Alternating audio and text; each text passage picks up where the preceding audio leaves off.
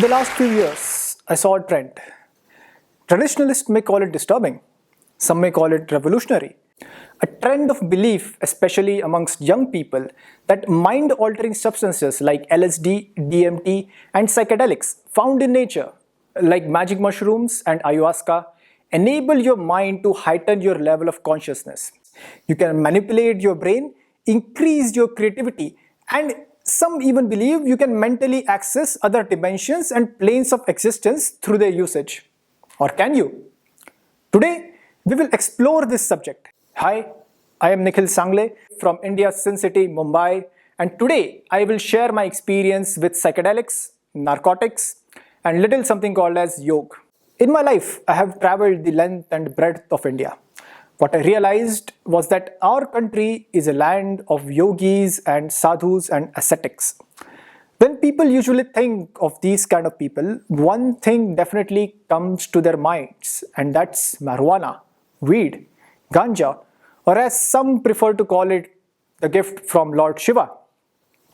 People believe and promote it as some kind of miraculous cure-all herb. If you search on the internet, you may find several people praising the medical and psychological benefits of marijuana. And of course, there are several benefits. In ancient medical system of Ayurveda, weed is called Vijaya and is used to cure several psychotic and physical ailments. Of course, there are several benefits. In ancient medical system of Ayurveda, weed is called Vijaya and is used to cure several psychotic and physical ailments. But can we really raise our level of consciousness as some may claim? Anyone who knows even a little about psychedelics would definitely have heard about shrooms, tweezies, or magic mushrooms. Many people believe that these just don't make you hallucinate, but also transport your consciousness to another plane of existence. There are books written on these experiences. You may find people sharing their fantastic life-changing experiences over YouTube and other social media platforms, which are often exaggerated to gain interest of the viewers. Famous podcasters frequently talk about it. Youngsters who read about such experiences or listen to people immediately get fascinated and want to have these experiences for themselves.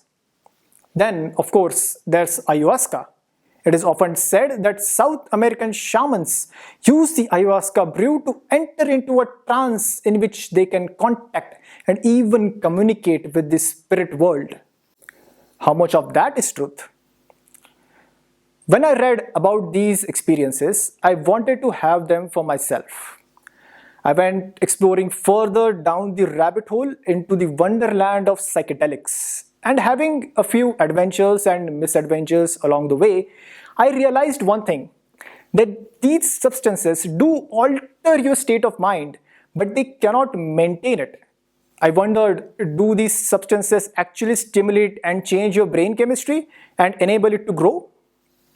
As I explored further about mind alteration, I came to know about certain Siddha yogis and ascetics living up in the Himalayas, who rather than using hallucinogens, use ancient yogic meditation and breathing techniques combined with a lifestyle which is in sync with the rhythms of nature in order to alter and improve their state of consciousness, to take their existence to an expanded state of awareness and complete bliss, which is also known as samadhi, which does not require use of any external substance. When I heard about this, I was immediately fascinated. Me, naturally being the curious cat, went to the Himalayas and approached one of these Siddha yogis to learn and practice these ancient methods of yoga with them. What I realized is that hallucinogenic substances are very easy to use. And instead of freeing your mind from its bounds, they rather create an illusory world by distorting your experience of reality and make you believe that your mind is free from the chains holding it down. On the other hand, yoga, being a very difficult and tedious process, is exactly the opposite of it. Siddha yogis say that you should keep your food, your water, natural and pure. Live in tandem with the rhythms of nature, get good quality sleep at night, exercise constantly, exercise your body and mind through work, combine it with yogic meditation practices, and it can actually take your consciousness, or as yogis call it, chetna, to another level.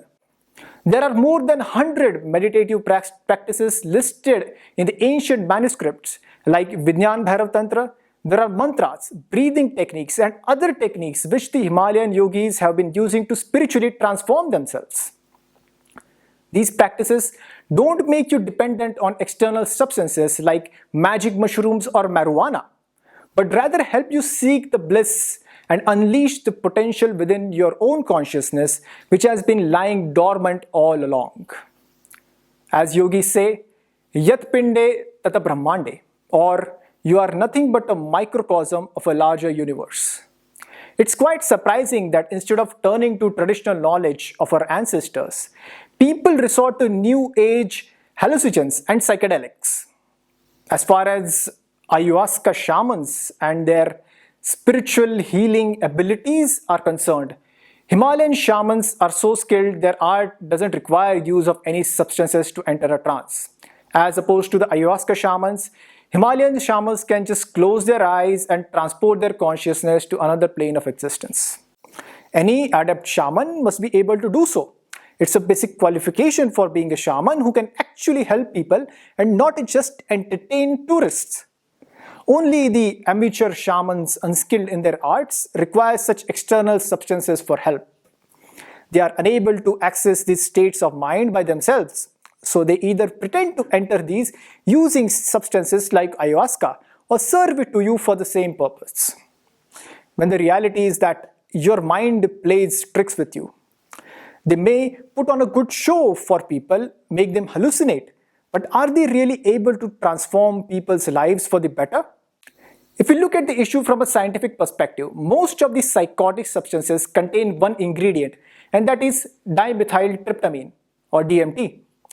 This induces hallucinations for a short period of time but degrades your brain functioning in the long run, leading to depression, anxiety, and several psychological ailments. Multiple studies have shown that meditation, on the other hand, does not only alter your consciousness, but rewires your entire brain and changes the way your neurons function for a long period of time. So, in my experience, if you are a seeker of spiritual experiences, don't be dependent on substances that alter your brain chemistry for a short amount of time. Rather, on the other hand, seek something which is a lot more permanent and long-lasting. Yoga can be extremely helpful in this matter. All you need is your body, your mind, and a little bit of determination. I have been practicing yoga for the last few years and it has been completely blissful and it has transformed my life. Just like it did for the Himalayan yogis since thousands of years. So, if you seek altered states of mind and spiritual experiences, you must connect with the traditional spirituality.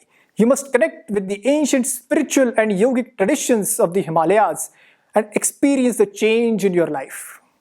Remember the sayings of the Siddha yogis, Yat Pinde Tata Brahmande.